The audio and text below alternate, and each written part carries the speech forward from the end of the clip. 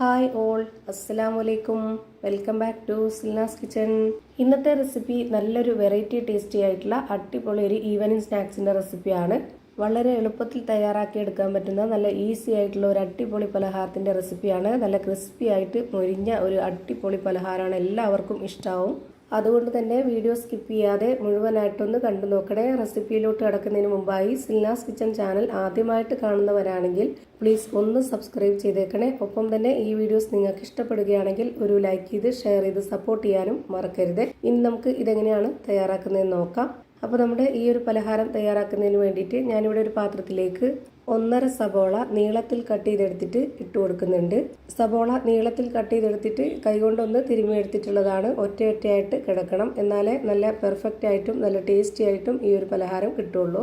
ഇനി അടുത്തതായിട്ട് ഇതിലേക്ക് വേണ്ടത് ഉരുളക്കിഴങ്ങ് ഗ്രേറ്റ് ചെയ്തെടുത്തിട്ടുള്ളതാണ്. ഞാനിവിടെ പുഴുങ്ങിയ ഉരുളക്കിഴങ്ങാണ് ഗ്രേറ്റ് ചെയ്തെടുത്തിട്ടുള്ളത്. ഗ്രേറ്റ് ചെയ്തെടുക്കാൻ പരുവത്തിന് വേണം നമ്മളിത് പുഴുങ്ങിയെടുക്കാനായിട്ട്. ഉടയുന്ന പരുവത്തിലൊക്കെയാണ് കിഴങ്ങ് കിട്ടുന്നതെങ്കിൽ ഇതുപോലെ ഗ്രേറ്റ് ചെയ്തെടുക്കാൻ പറ്റത്തില്ല. ഒരു മീഡിയം പരുവത്തിൽ വേവിച്ചെടുക്കുമ്പോൾ നമുക്കിതുപോലെ ഗ്രേറ്റ് ചെയ്തെടുക്കാൻ പറ്റും. ഇനി ഇതിലേക്ക് ഇട്ട് കൊടുക്കുന്നുണ്ട്. അടുത്തതായി ഇതിലേക്ക് 2 പച്ചമുളക് കട്ട് ചെയ്തത് ഇട്ട് കൊടുക്കുന്നുണ്ട്. പിന്നെ വെളുത്തുള്ളി ഇഞ്ചി ചതച്ചതാണ് ഇതിലേക്ക് ഇട്ട് കൊടുക്കുന്നത്. ഇതുപോലെ 1 സ്പൂൺ അളവിൽ ഇട്ട് കൊടുത്തിട്ടുണ്ട്. ഇനി വേണ്ടത് കറിവേപ്പിലയാണ്. കറിവേപ്പിലയും കൂടെ ഇട്ട് കൊടുക്കാം. മല്ലിയില ഉണ്ടെങ്കിൽ അതുകൂടി ഇട്ട് കൊടുത്താൽ പ്രത്യേക ടേസ്റ്റ് ആയിരിക്കും. ആ ഒരു ഫ്ലേവർ ഇഷ്ടമുള്ളവർക്ക് ഇട്ട് കൊടുക്കാവുന്നതാണ്. ഇനി ഇതിലേക്ക് 1/2 കപ്പ് അളവിൽ കടലമാവ് ഇട്ട് കൊടുക്കാം. പിന്നെ വേണ്ടത് അരിപ്പൊടിയാണ്. വറുത്ത അരിപ്പൊടിയാണ് ഞാൻ ഇതിലേക്ക് ഇട്ട് കൊടുക്കുന്നത്. 1/2 കപ്പ് അളവിൽ ഇട്ട് കൊടുത്തിട്ടുണ്ട്. കടലമാവ് എടുത്തിട്ടുള്ള അതേ കപ്പ് അളവിൽ തന്നെ അരിപ്പൊടിയും കൂടെ ഇട്ട് കൊടുക്കാം. വറുത്ത അരിപ്പൊടി തന്നെ ഇതിലേക്ക് ഇട്ട് കൊടുക്കാൻ വേണ്ടി നോക്കുക. ഈ ഒരു അരിപ്പൊടി കൂടെ ഇതിലേക്ക് ഇട്ട് കൊടുക്കുമ്പോൾ നല്ല ക്രിസ്പി ആയിട്ട് കിട്ടും ഈ പലഹാരം. അതുപോലെ ഈ ഒരു പലഹാരത്തിന്റെ പുറം ഭാഗം ഒന്നുകൂടെ ക്രിസ്പി ആയിട്ട് കിട്ടാനായിട്ട് ഇതുപോലെ വറുത്ത റവ 2 ടേബിൾ സ്പൂൺ അളവിൽ കൂടെ ഇട്ട് കൊടുക്കുന്നുണ്ട്. ഇനി വേണ്ടത് പൊടികളാണ്. ഇതേപോലെ 1 സ്പൂൺ അളവിൽ 1.5 സ്പൂണോളം മുളക് പൊടി ഇട്ട് കൊടുക്കുന്നുണ്ട്. എരിവൊക്കെ ഓരോരുത്തരുടെ ഇഷ്ടത്തിനനുസരിച്ച് കൂട്ടിയും കുറച്ചൊക്കെ ചേർത്ത് കൊടുക്കുക. പിന്നെ ഇതിലേക്ക് 1 സ്പൂണോളം ചിക്കൻ മസാലപ്പൊടി, 1/4 സ്പൂൺ പെരിഞ്ജീരകപ്പൊടി, മഞ്ഞൾപ്പൊടി, ഗരം മസാലപ്പൊടി, ആവശ്യത്തിനുള്ള ഉപ്പും കൂടെ ഇട്ട് കൊടുത്തതിന് ശേഷം ഇത് കുഴച്ചെടുക്കാൻ വേണ്ടി ആവശ്യത്തിനുള്ള വെള്ളം ഒഴിച്ചു കൊടുക്കാം. 1/4 കപ്പ് അളവിൻ്റെ പകുതിയാണ് ആദ്യം ഒഴിച്ചു കൊടുത്തിട്ടുള്ളത്. എന്നിട്ടൊന്ന് കുഴച്ച് നോക്കാം. വേണമെന്നുണ്ടെങ്കിൽ പിന്നീട് ഒഴിച്ചു കൊടുത്താൽ മതി. ഒന്നിച്ച് ഒഴിച്ചു കൊടുത്താൽ ചിലപ്പോൾ അതിൻ്റെ പരുവം തെറ്റിപ്പോവും. ഇപ്പോൾ ഇതുപോലെ മിക്സ് ചെയ്ത് കൊടുക്കുമ്പോൾ വെള്ളം കുറവാണ്, അതുകൊണ്ട് ബാക്കിയുള്ള ആ ഒരു വെള്ളം കൂടെ ഒഴിച്ചു കൊടുക്കുന്നുണ്ട്. വെള്ളം ഇത്രയും തന്നെ മതിയാവും. 1/4 കപ്പ് അളവിൽ 1 കപ്പ് വെള്ളം ഞാനിപ്പോൾ ആകെ ഒഴിച്ചു കൊടുത്തു. ഈ മാവിൻ്റെ പരുവം എന്ന് പറയുന്നത് ഒരുപാട് ലൂസായി കിട്ടരുത്. നല്ല കട്ടിയായിട്ട് തന്നെ മാവ് കുഴച്ചെടുക്കുന്ന പരുവത്തിൽ തന്നെ റെഡിയാക്കി എടുക്കുക. ഇതുപോലെ കൈവച്ചിട്ട് നന്നായിട്ട് മിക്സ് ചെയ്തെടുത്തതിന് ശേഷം ഞാനിപ്പോൾ ഇവിടെ നല്ല രീതിയിൽ കുഴച്ചെടുത്തിട്ടുണ്ട്. ഇത് കാണുമ്പോൾ തന്നെ നിങ്ങൾക്ക് ഇതിൻ്റെ കറക്റ്റായിട്ടുള്ള പരുവം മനസ്സിലായിട്ടുണ്ടാവും. ഇനി നമ്മുടെ കയ്യിൽ കുറച്ച് ഓയിലോ എണ്ണയോ ഒന്ന് സ്പ്രെഡ് ചെയ്തതിന് ശേഷം ഇതിൽ നിന്ന് കുറച്ച് മാവ് എടുത്തിട്ട് കയ്യിൽ വെച്ചിട്ടൊന്ന് ചെറുതായിട്ട് ബോൾസ് ആക്കി എടുക്കാം. ഒരുപാട് വലിപ്പത്തിലല്ലാതെ വളരെ ചെറിയ ചെറിയ ബോൾസ് ആക്കി എടുക്കുകയാണെന്നുണ്ടെങ്കിൽ കാണാൻ നല്ല ഭംഗിയുണ്ടാവും.